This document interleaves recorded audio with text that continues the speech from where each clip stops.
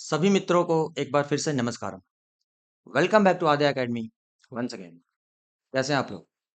Hope all well. सो पिछले video में हमने एक्सरसाइज 9.1 में क्वेश्चन नंबर 4 तक डिस्कस किया था, राइट? तो आज हम डिस्कस करेंगे क्वेश्चन नंबर 5 ऑनवर्ड्स। तो क्या बोलता है question number 5? A kite is flying at a height of 60 meters above the ground. The string attached to the kite is temporarily tied to a point on the ground. The inclination of the string with the ground is 60 degrees. Then find the length of the string, assuming that there is no slack in the string. तो क्या समझे आप लोग? मैं बार बार बोल रहा हूँ कि ये ऐसा चैप्टर है जिसमें कि आपको फिगर ड्रॉ करना आना चाहिए, राइट? अगर आपने फिगर ड्रॉ कर लिया प्रॉपर तरीके से फिर तो कोई बात ही नहीं है, और अगर नहीं ड्रॉ कर पाए तो फिर प्रॉब्लम हो सकती है। Let's start. A kite is flying at a height of 60 meters above the ground. मान लीजिए कि ये एक पतंग है। काइट तो पता ही है सबको, ठीक है? ये एक काइट है, ठीक है? कुछ ऐसा। Okay. And this kite is flying at a height of 60 meters above the ground। थोड़ा इसको और डिजाइनिंग कर दूं मैं इसकी, कुछ ऐसा, राइट? ऐसा कुछ। Okay. So this kite is flying at a height of 60 meters above the ground। यानी कि हमें एक ग्राउंड भी एज्यूम करना होगा, isn't it? So let's say कि ये हमारा ग्राउंड है, ठीक है? और ये काइट की जो हाइट है 60 meters above the ground। अगर ये ग्राउंड लेवल है तो इसकी हाइट जो है ना ग्राउंड से 60 meters ऊपर है, राइट? कुछ ऐसा, ठीक है? ऐसा कुछ। ये हाइट जो है ना काइट की, ये है 60 meters above the ground। A string is attached to a kite। Obvious सी बात है भाई। अब पतंग हवा में ऐसे तो हवा में तो उड़ेगा ही, लेकिन स्ट्रिंग तो उसमें होता ही ना, धागा जो उसमें बंधा होता है, ठीक है? So this string is attached to the kite is temporarily tied to a point on the ground. मतलब कि मान लीजिए ये ग्राउंड पे एक पॉइंट है, ठीक है? ये एक पॉइंट है ग्राउंड पे। तो ये इसका जो धागा है ना, इसका स्ट्रिंग, ठीक है ना, वो इस ग्राउंड से एक पॉइंट पर बंधा हुआ है। So something like this. Is this clear? यानी ये क्या है? ये उसका धागा है। Is this clear? ये स्ट्रिंग है, धागा। आगे क्या बोलता है? The inclination of the string with the ground is 60 degrees. तो भाई अगर ये स्ट्रिंग है, ठीक है, और ये अगर ग्राउंड है, तो क्या बोलता है? ग्राउंड और स्ट्रिंग के बीच में जो इंक्लिनेशन है वो है 60 डिग्रीज। तो ऑब्वियस सी बात है, इट इज लाइक दिस। मतलब बोलने का मतलब ये है कि the string is inclined at an angle of 60 degrees with the ground. Hopefully समझ में आ गया हो। Now the question is find the length of the string assuming that there is no slack in the string। मतलब ये बोल रहे हैं कि मान कर चलो कि धागा जो है वो बिल्कुल स्ट्रेट एकदम टाइट है, ठीक है ना? ऐसा कुछ मतलब बीच में उलझा हुआ नहीं है, ठीक है ना? बिल्कुल स्ट्रेट एंड टाइट, ठीक है? assuming there is no slack in the string, find the length of the string। देखिए, ये ग्राउंड है, ठीक है? ये हाइट है पतंग की, ठीक है ना, ग्राउंड से। और ये क्या है? स्ट्रिंग है। दैट मीन्स ये उसका लेंथ है।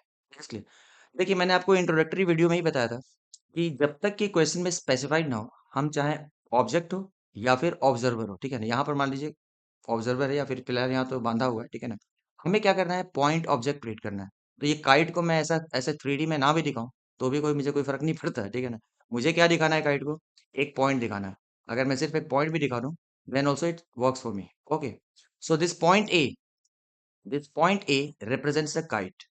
Is this clear? एंड ये पॉइंट को मान लेता हूं मैं बी। ये कौन सा पॉइंट है? जहां पर वो धागा ग्राउंड से बंधा हुआ है, ठीक है? और ये जो पॉइंट है ना, इसको मैं लेता हूँ ऑन द ग्राउंड। तो ये ए सी जो है ना, A C is the height of the kite. Height of the kite above the ground. तो ये कितना दिया हुआ है? It is flying at a height of 60 meters। यानी कि ए सी इनडायरेक्टली मुझे कितना दिया हुआ है? 60 meters। Is this clear friends? तो मुझे क्या बोल रहा है? Find the length of the string. यानी मुझे ये लेंथ फाइंड करना है। ए और ए से लेकर बी तक, यही तो है ना लेंथ ऑफ द स्ट्रिंग। ये मुझे कैलकुलेट करना है। Is this clear? और ऑब्वियस सी बात है, ये हाइट हाइट हमेशा क्या होता है? 90 डिग्रीज। हाइट का मतलब ये है ग्राउंड से 90 डिग्रीज पे, ठीक है? ये एक्स्ट्रा पार्ट मैंने ड्रॉ कर दिया, उसके लिए आप चिंता ना करें। आपको सिर्फ ट्राइंगल ए सी बी, ठीक है, ये आपको कंसिडर करना है, which is a right angle triangle. Okay. So काफी आसान लग रहा होगा दोस्तों। तो लग रहा होगा तो लाइक कर दीजिए, सिंपल सी बात है ना, इसमें टेंशन की क्या बात है? Okay. So let's go ahead. तो ये एक राइट एंगल ट्राइंगल है, राइट, जिसमें ये एंगल है 60 डिग्रीज। और इस एंगल के रेस्पेक्ट में हमें ऑपोजिट साइड पता है। एसी क्या है? AC is the side which is opposite to this angle 60 degrees. और ये जो साइड है जो हमें कैलकुलेट करना है, A B is what we have to find. A B तो फाइंड करना है ना हमें। तो ए बी क्या है? A B is hypotenuse, isn't it? A B is nothing but hypotenuse. कैसे भाई? क्योंकि 90 डिग्रीज के अपोजिट में जो साइड होता है उसको हम क्या बोलते हैं? उसको हम हाइपोटेन्यूज बोलते हैं। यानी हमें length of the hypotenuse find करना है। Is this clear? तो अब देखिए मेरे पुराने वीडियोस को आप देख लीजिए।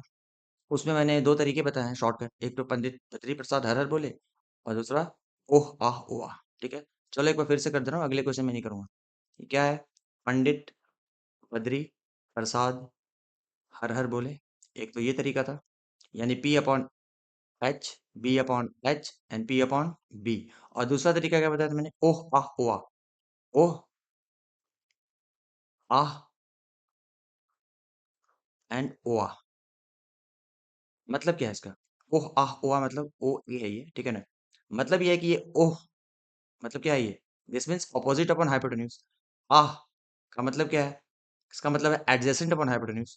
एंड ओ आ का मतलब क्या है?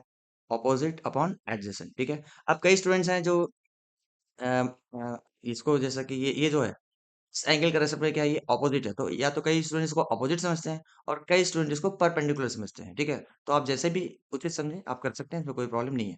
कई स्टूडेंट हैं जो ये वाला साइड है with respect to this angle, इसको हम एडजेसेंट बोलते हैं, और कितने स्टूडेंट हैं जो इसको बेस बोलते हैं। इसलिए मैंने ये दोनों तरीके आपको बता दिए हैं। ठीक है, perpendicular upon hypotenuse, base upon hypotenuse, perpendicular upon base. तो ये क्या होता है? ये होता है साइन, ये होता है कॉस, और ये होता है टेन। उसी तरीके से ये क्या होता है? साइन, ये होता है कॉस, और ये होता है टेन। तो ये रेशियो जानना क्यों जरूरी है? बिकॉज हमें पता होना चाहिए कि जो एंगल दिया है उसके रेस्पेक्ट में कौन सा साइड हमें पता है और कौन सा साइड हमें नहीं पता है। तो अगर आप ध्यान से देखें, इस एंगल के रेस्पेक्ट में हमें ऑपोजिट साइड पता है, ऑपोजिट बोले तो परपेंडिकुलर पता है। यानी हमें परपेंडिकुलर तो पता है और साथ में ऑपोजिट भी पता है। Is this clear? मतलब ऑपोजिट या परपेंडिकुलर पता है, और ये जो है ना ये हमें फाइंड करना है, विच इज द हाइपोटेन्यूज। तो भाई परपेंडिकुलर और हाइपोटेन्यूज में कौन सा रेशियो है? परपेंडिकुलर और हाइपोटेन्यूज में कौन सा रेशियो है? ये देखिए, परपेंडिकुलर एंड हाइपोटेन्यूज में ये वाला रेशियो आता है, isn't it? और ये क्या है? ये है sine. This is nothing but sine. उसी तरीके से अगर आप दूसरे तरीके से देखें, तो इस एंगल के अपोजिट में जो साइड है इसको क्या बोलते हैं? अपोजिट।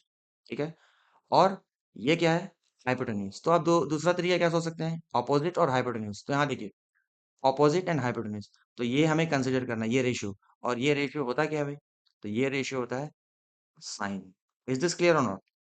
तो ये तो मैंने एक्स्ट्रा चीज बताया, लेकिन बार बार ये बताऊंगा नहीं मैं। ये आपको अभी तक पता होना चाहिए कि साइन कॉस टैन और ये सब चीजें क्या होती हैं। एक बार इंट्रोडक्शन वीडियो भी देख लीजिएगा, और भी चीजें क्लियर हो जाएंगे। Okay, so let's come to the question. So this is a triangle which you are considering. तो आप यहाँ पर लिख दो कौन सा। हमेशा ध्यान रखो कि जो ट्रायंगल आप कंसिडर करो उसको लिख दो। So in triangle A B C, in triangle A B C ये एंगल है 60। इसके हिसाब से मुझे अपोजिट साइड दिया है और हाइपोटेन्यूज हमें ढूंढना है, राइट? तो हमने अभी तक डिसाइड कर लिया कि हमें कौन सा रेशियो लगाना है, साइन इस तरीके से या फिर इस तरीके से। तो मैं क्या लूंगा? Sine theta, sine theta is equal to perpendicular upon hypotenuse, right? तो परपेंडिकुलर अपॉन हाइपोटेन्यूज ऐसे करके आप लिख दो।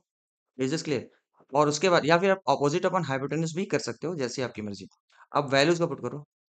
साइन थीटा कितना है? Theta is 60। तो यहाँ पे आप लिख दो sine 60 degrees is equal to perpendicular कौन सा साइड है? तो परपेंडिकुलर है ए सी। तो एक बार पहले आप लिख दो क्या? ए सी अपॉन हाइपोटेन्यूज कौन सा साइड है? A B. तो आप लिख दो यहाँ पे A B. Is this clear? अब फाइनल वैल्यूज को आप सब्स्टिट्यूट करो। स्टैंडर्ड एंगल्स के हिसाब से साइन 60 क्या होता है? तो साइन 60 होता है √3 अपॉन 2। ये सब पता होना चाहिए। Is equal to A C, हमें कितना पता है? ए से लेकर सी तक कितना है? 60। तो आप यहाँ पे 60 लिख दो, डिवाइडेड बाई ए बी तो हमें फाइंड करना है। इज दिस क्लियर दोस्त? अब देखिए हम आगे बढ़ते हैं। तो √3 upon 2, I can say that √3 upon 2 is equal to 60 upon, ये मैंने दोबारा सेम स्टेप लिख दिया, 60 upon A B, right? 60 upon A B.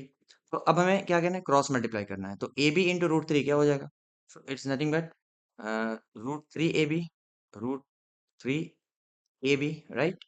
And 60 into two क्या होता है भाई? तो 60 इंटू टू होता है 120। ओके दोस्त, अब देखिए हमें एक्चुअली फाइंड करना है A B. So A B क्या हो जाएगा? So A B will be 120 divided by √3। 120 divided by √3। मैं कई बार बोल चुका हूँ कि अगर डिनोमिनेटर में रूट है तो उसको आप रेशनलाइज कर दो, राइट? डिनोमिनेटर को रेशनलाइज कर दो। वो कैसे करते हैं अभी तक आप सीख गए होगे। नहीं सीखे हैं तो पिछले वीडियोस को देखिए। √3/√3 से मैंने रेशनलाइज कर दिया किसको, डिनोमिनेटर को। तो फाइनली ए बी क्या मिलेगा मुझे, ये मिलेगा 120 इंटू √3, यानी कि 120 √3, right, and divided bye √3 into √3। अभी तक पता चल गया होगा आपको, क्या, √3 इंटू √3 इज 3। सो ये 3 से 120 कैंसिल हो जाएगा, 3 4 जा 12 एंड देन 0 स्टिल देयर। सो हमें फाइनली ए बी का वैल्यू क्या मिला, what is the value of A B that we are getting. So A B जो हमें मिल रहा है ना, वो कितना मिल रहा है, 40 √3। So A B is equal to how much, 40 √3। और इसका यूनिट लिखना ना भूलें, सब कुछ मीटर्स में दिया है, तो यहाँ भी क्या हो जाएगा, मीटर्स। ओके, अगर आप यूनिट नहीं लिखेंगे तो 50% मार्क्स गंवाने के लिए आप तैयार हो जाओ। इज दिस क्लियर दोस्तों। तो देखो, अगर ध्यान से देखो, अगर आपने फिगर ड्रॉ कर लिया ना प्रॉपर तरीके से, तो ये चैप्टर में कुछ भी नहीं है, बहुत ही आसान सा चैप्टर है। और अगर आपको लगता है कि मैंने कुछ हेल्प की है अगर आपको इस चैप्टर को आसान बनाने में, तो फिर से बोल रहा हूँ, वीडियो को लाइक कर दो और दोस्तों में शेयर कर दो। कोई बात नहीं, चलिए आगे बढ़ते हैं। अब ये देखिए, क्वेश्चन नंबर 6 क्या बोलता है, अ 1.5 मीटर टॉल बॉय। ओके, अब हियर कम्स द पॉइंट। ये देखिए, 1.5 मीटर्स टॉल बॉय। अभी तक मैं क्या बोलता आ रहा था आप लोगों को, अगर आपने मुझे सुना होगा पुराने वीडियोस में, तो मैं हमेशा क्या बोल रहा हूँ कि ऑब्जर्वर हो या फिर ऑब्जेक्ट हो, ठीक है, हमेशा हमें पॉइंट ऑब्जेक्ट कंसीडर करना है। लेकिन लेकिन कब तक, जब तक कि क्वेश्चन में स्पेसिफाइड ना हो। अब देखिए, यहाँ पे क्वेश्चन में स्पेसिफाई किया हुआ है 1.5 मीटर टॉल बॉय, यानी बॉय का जो हाइट है ना वो दिया हुआ है। तो फिलहाल मैं बॉय को पॉइंट ऑब्जेक्ट कंसीडर नहीं कर सकता हूँ। Is this clear. ओके, आगे बढ़िए। So a 1.5 metre tall boy is standing at some distance from a 30 metres tall building. As usual आपको फिगर ड्रॉ करना आना चाहिए। एक काम करते हैं, पहले तो एक ग्राउंड बना लेते हैं। एक ग्राउंड हो गया मेरा, ठीक है। और एक बिल्डिंग है which is how much, 30 metres tall. तो एक बिल्डिंग बना लेते हैं यहाँ से, which is 30 metres tall. Let's, ये बिल्डिंग है, और ये बिल्डिंग जो है ग्राउंड से क्या है, ऑब्वियसली परपेंडिकुलर होगी, ठीक है। आड़ा टेढ़ा तो बिल्डिंग होती नहीं है, और होते भी होगी तो हम कंसिडर नहीं कर सकते हैं। हम जनरल चीज सोचेंगे that a building is perpendicular to the ground. तो ये बिल्डिंग है, राइट, ये बिल्डिंग का टॉप है, ठीक है, this is the top of the building. Okay, so the angle of elevation of his eyes from the top of the building. सबसे पहले क्या करना है, बॉय को फिलहाल मैं पॉइंट ऑब्जेक्ट नहीं ले सकता हूँ, तो मैं बॉय का एक हाइट लेता हूँ, let's say 1.5 metres. Let's say ये जो है ना, ये line, this represents the height of the boy which is 1.5 metres. तो यहाँ पे मैं लिख देता हूँ, ये है 1.5 मीटर्स। Is this clear. और ये बिल्डिंग की भी हाइट दी हुई है कितनी, 30 मीटर्स टॉल। तो ये आपका हो गया 30 मीटर्स। Is this clear. अब आते हैं वापस, देखिए, अगर आपने इंट्रोडक्शन वीडियो देखा होगा कि, तो मान लीजिए ये लड़का है, ठीक है ना, तो ये मान लो उसकी आईज हैं, ठीक है। तो अगर नॉर्मली बिल्डिंग की तरफ देखेगा या किस टावर की तरफ कहीं भी, एक हमने देखा था कि एक हॉरिजॉन्टल होता है जो कि नॉर्मल विजन होता है, ठीक है। तो पहले हम क्या करेंगे, इसका एक हॉरिजॉन्टल नॉर्मल विजन बनाएंगे, यानी कि this is is line of site, ठीक है, नॉर्मली मतलब ये उसका लाइन ऑफ साइट है, ठीक है ना। अगर हॉरिजॉन्टल विजन ये है हम कहने का मतलब, तो क्या बोलता है, देखिए, देखिए ध्यान से, बॉय यहाँ पे खड़ा है, ये क्या है, बिल्डिंग है, राइट, और ये उसकी आई लेवल है। तो नॉर्मली जब बिल्डिंग को देखेगा तो ये होगा उसका नॉर्मल हॉरिजॉन्टल विजन।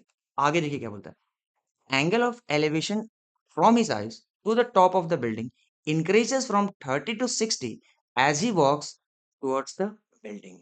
क्या समझे आप लोग, देखिए, पहले मान लीजिए ये बिल्डिंग के से एक पर्टिकुलर डिस्टेंस पे खड़ा था, तो क्या होगा, अगर वो बिल्डिंग के टॉप को देखना चाहता है ये पॉइंट पे, ठीक है ना, तो क्या होगा, ये उसका पहले हॉरिजॉन्टल विजन था, लाइन ऑफ साइट कुछ ऐसा था। चलो मैं एरो दिखाता हूँ, मतलब जस्ट टू रिप्रेजेंट कि ये उसका लाइन ऑफ साइट था, ठीक है। अब क्या, अगर इस बिल्डिंग को देखना है, तो उसकी लाइन ऑफ साइट जो है ना, वो ऐसे हो जाएगी। अगर बिल्डिंग के टॉप को देखना है, so now this will become his line of site. ये एरोज में बस दिखा रहा हूँ कि direction of line of site क्या है। तो देखिए, जब पहले इस पोजीशन पे जब खड़ा था, तो this was the horizontal vision, and और उसको अगर टॉप को देखना है, तो फिर this was the angle of elevation, यानी इतने डिग्री से वो एलिवेट कर रहा है, राइट, एलिवेशन ये है। So this is how much given, 30, ठीक है। लेकिन अभी आगे देखिए क्या लिखा है, ये 30 से 60 होता है क्या, एंगल ऑफ एलिवेशन जो पहले 30 था, लेट्स से कि ये 30 डिग्री है, राइट। तो ये 30 डिग्री था, लेकिन ये 30 से 60 हो जा रहा है भाई, कैसे, as he walks towards the building. अब हमें ये नहीं दे रहा है कि बिल्डिंग के से मतलब इस डिस्टेंस से कितना डिस्टेंस गया। The only thing given to us is building की तरफ गया, towards the building. Let's say कि पहले उसका पोजीशन ये था, अब उसी बॉय का पोजीशन मान लो यहाँ पर आ गया है। Let's say this is the boy now. यानी कि पहले इस पॉइंट पे था ग्राउंड पे पहले इस पॉइंट पे था, और अभी वो ग्राउंड के इस पॉइंट पे आ गया। That means he has moved towards the building. ये बॉय है, पहले यहाँ पे खड़ा था, अब ये बिल्डिंग की तरफ मूव कर रहा है। तो क्या हुआ कि now again see this is is horizontal vision, line of site, right. अब अगर बिल्डिंग के टॉप को देखना है उसको, तो क्या होगा? Now this will become his line of sight, this will become his line of sight. और क्वेश्चन क्या बोलता है? As he is moving towards the building, his angle of elevation जो 30 था, फिलहाल वो एंगल ऑफ एलिवेशन कितना हो गया? अब देखिए ये है नया angle of elevation, which is how much? 60 degrees. I hope ये क्वेश्चन समझ में आ रहा होगा। देखो, फिगर ड्रॉ करना इज वेरी इंपॉर्टेंट। अगर आपने फिगर ड्रॉ कर लिया तो फिर 90% टेंशन वैसे ही दूर हो गया। तो देखिए एक बार फिर से मैं रीडिंग कर रहा हूँ आपके लिए सिर्फ। कैसे? A boy which is who is 1.5 metre tall, एक लड़का है जो कि 1.5 मीटर लंबा है, ठीक है, is standing at some distance from a tall building. तो हमें ये डिस्टेंस नहीं पता है कि पहले वो कितने डिस्टेंस पे था, ठीक है। एक काम करते हैं, पहले इसको लेवल कर देते हैं। इसको मैं ए कर देता हूँ, इसको मैं बी कर देता हूँ, इस पॉइंट को मैं सी कर देता हूँ, ये वाले पॉइंट को मैं डी कर देता हूँ, ये वाले पॉइंट को मैं ई कर देता हूँ, ये वाले पॉइंट को मैं एफ कर देता हूँ, और ये वाले पॉइंट को मैं जी कर देता हूँ। It is clear. अब देखिए लेवलिंग करने का ये फायदा हो गया कि मैं अब बोल सकता हूँ दैट क्या, ही स्टैंडिंग एट सम डिस्टेंस, मतलब ये जो डिस्टेंस था पहले का कौन सा था? जी से लेकर बी तक। सो हमें पता नहीं था कि ये जी से लेकर बी तक ये डिस्टेंस है कितना। It is clear because the question से ही स्टैंडिंग एट सम डिस्टेंस। अब सम डिस्टेंस क्या हमें नहीं पता, बट ये डिस्टेंस कितना है? जी से लेकर बी तक है, ठीक है। बिल्डिंग से बच्चे का डिस्टेंस कितना है? जी तक है। तो this is the distance, initial distance जो पहले जहाँ पे खड़ा था वो। अब क्या बोलता है कि जब वो मूव करता है बिल्डिंग की तरफ, ठीक है, तो फिर क्या होता है? तो फिर उसका डिस्टेंस जो है बिल्डिंग से कितना हो जाता है? ई से लेकर बी तक होता है। Now his distance which is point E from the building which is like B is how much? E से लेकर बी तक। अब ये डिस्टेंस हो जाता है कहाँ से कहाँ तक? बिल्डिंग से लेकर उसका नए पोजीशन तक जहाँ वो मूव करके आता है, ठीक है। क्वेश्चन में क्या बोलता है? Find the distance he walk towards the building. What is the distance that he is walking towards the building? So can anybody tell me? See, पहले वो यहाँ पे खड़ा था और अभी वो यहाँ पे खड़ा है। तो डोंट थिंक दैट यही वो डिस्टेंस है, यानी कि जी से लेकर ई तक।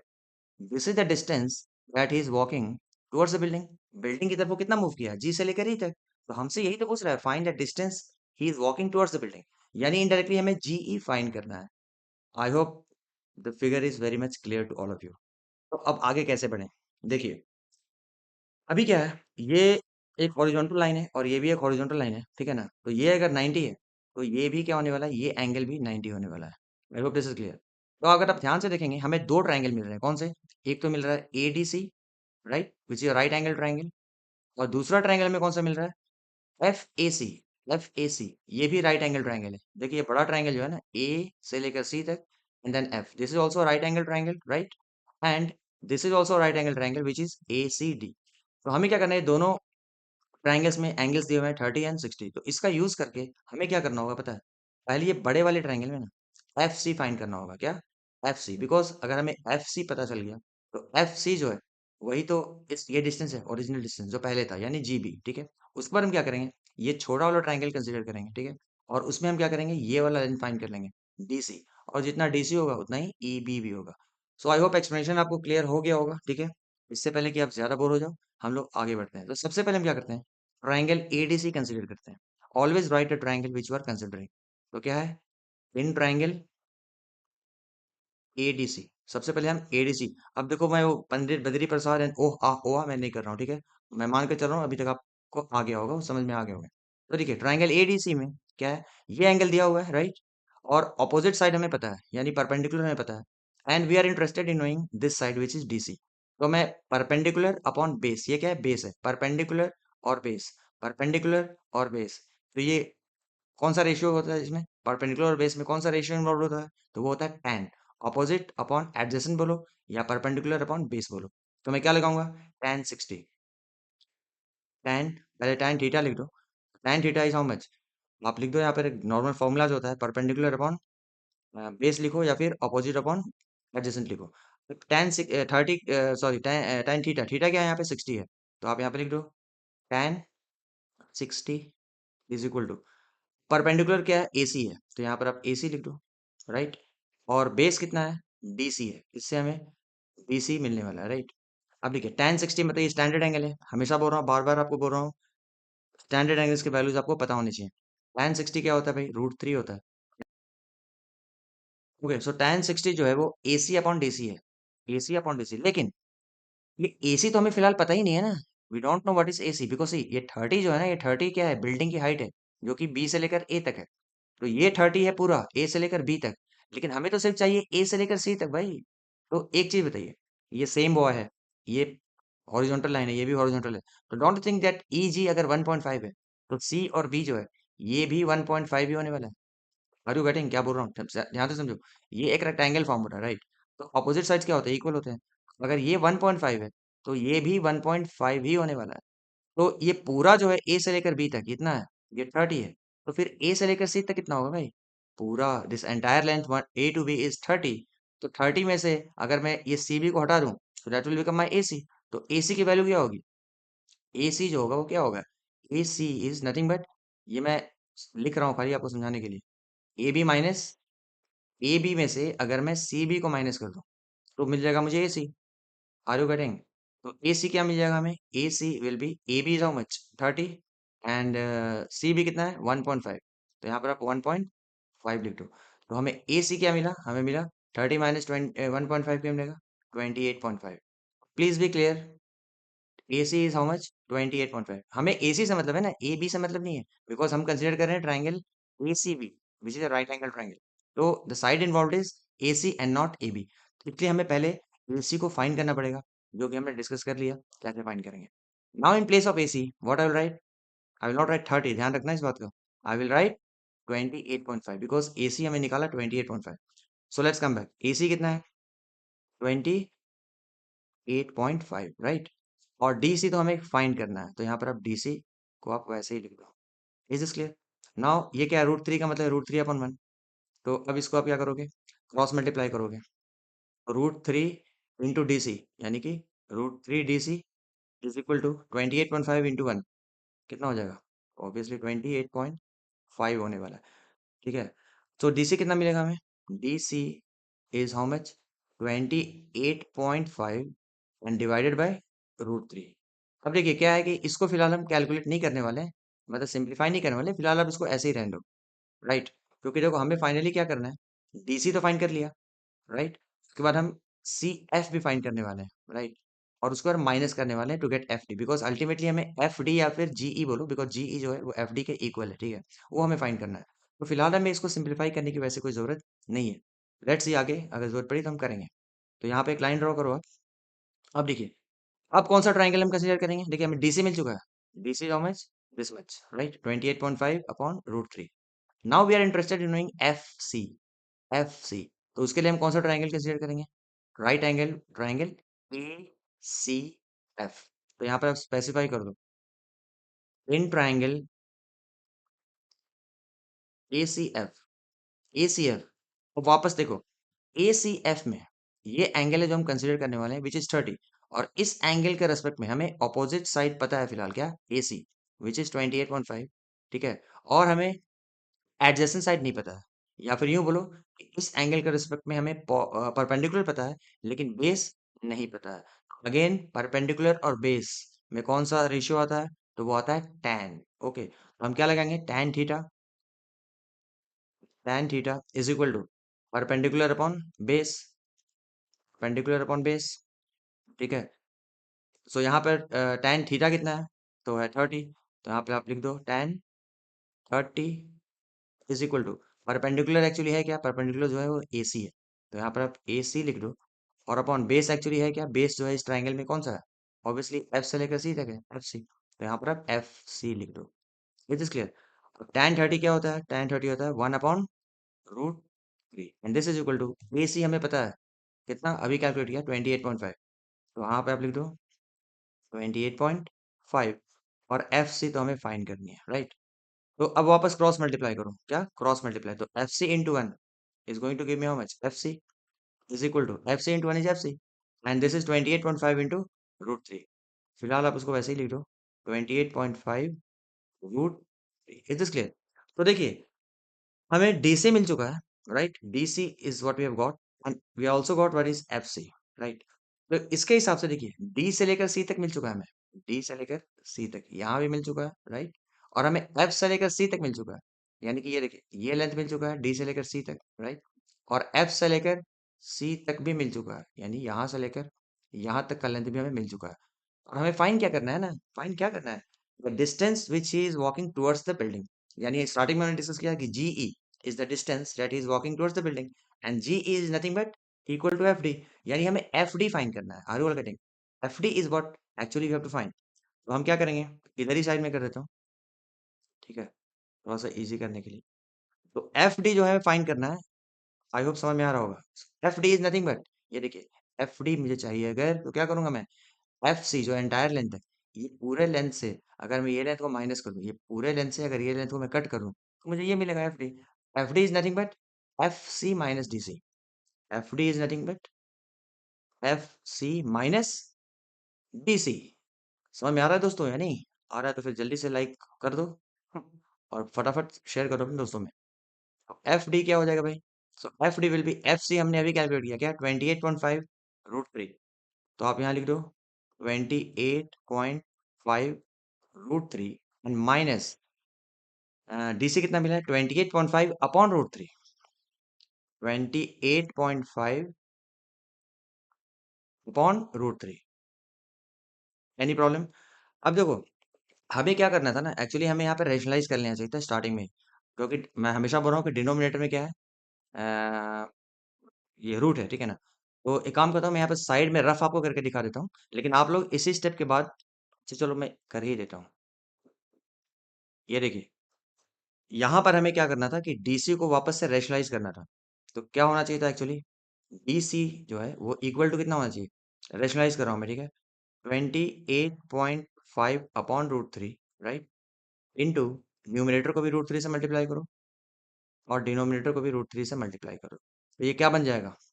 सो डी सी जो हमें फाइनली कितना मिलेगा, डी सी जो मिलेगा हमें वो मिलेगा 28.5 root three, 28.5 root three, right, and divided by how much, divided by root three into root three, 28.5 into root three into root three क्या होता है, ऑब्वियसली थ्री होता है, तो यहाँ पर आप थ्री लिख दो। Is this clear friends? तो डी सी जो है ना, एक्चुअली हमें ये लिखना चाहिए था, समझ में आ रहा है? We have rationalised the denominator. तो डी सी का लेंथ क्या मिला हमें, कितना मीटर्स मिला, 28.5 root three upon root three. अब यही डीसी का वैल्यू जो है ना, यहाँ पर हम सब्स्टिट्यूट करने वाले हैं। ये जो हमें मिल रहा था ना, F D is what actually you have to find. ये देखिए, एफ डी फाइंड करना था, तो एफ डी को मैं वापस से लिख रहा हूँ।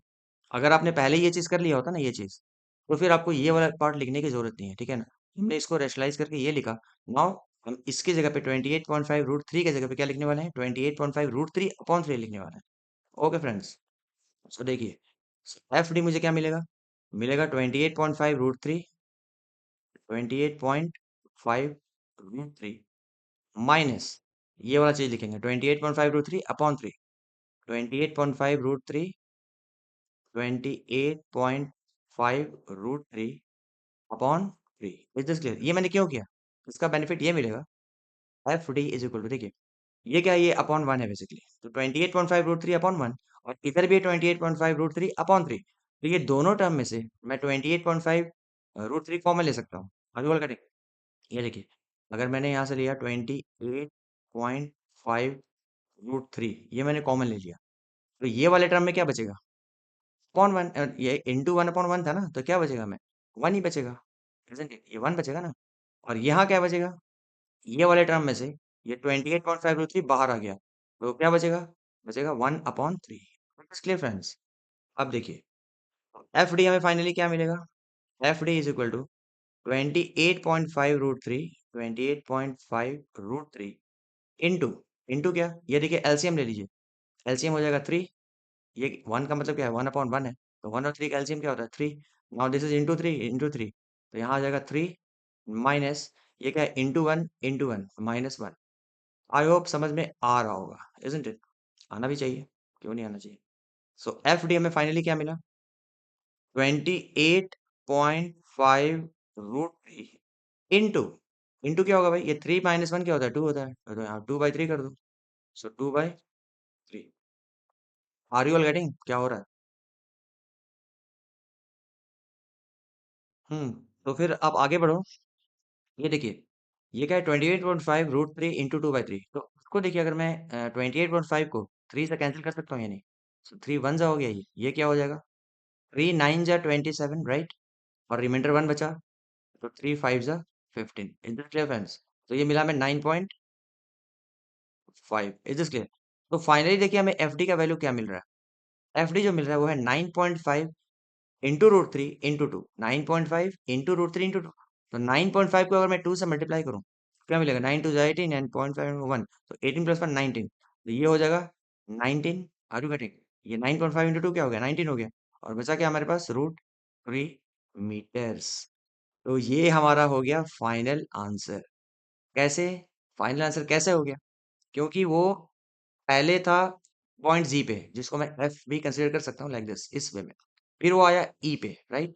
यानी वो डी के इक्वलेंट हुआ, यानी कि जीई जो है वो एफ डी के इक्वल है।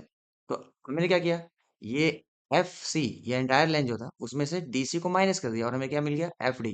जो इनिशियली हमने डिस्कस किया था कि जीई फाइंड करना है, और जीई जो है वो एफ डी के इक्वल है, because this is the distance that is moving towards the building. अगर ये स्टार्टिंग में यहाँ खड़ा था, तो यही वो डिस्टेंस है जिससे वो बिल्डिंग की तरफ मूव कर रहा है, और वो डिस्टेंस क्या हमने फाइंड किया? 19 रूट 3 मीटर्स। ओके फ्रेंड्स, तो आई होप कि वीडियो काफ़ी इंटरेस्टिंग लगा होगा और आपको सब कुछ समझ में आए होंगे, राइट? तो फिर से बोल रहा हूँ, लाइक करने में क्या बिगड़ता है, और अपने फ्रेंड्स के साथ थोड़ा शेयर भी कर दो, उन्हें भी थोड़ा हेल्प मिल जाएगा। ओके फ्रेंड्स, तो चलिए एंजॉय कीजिए, be happy and be cool.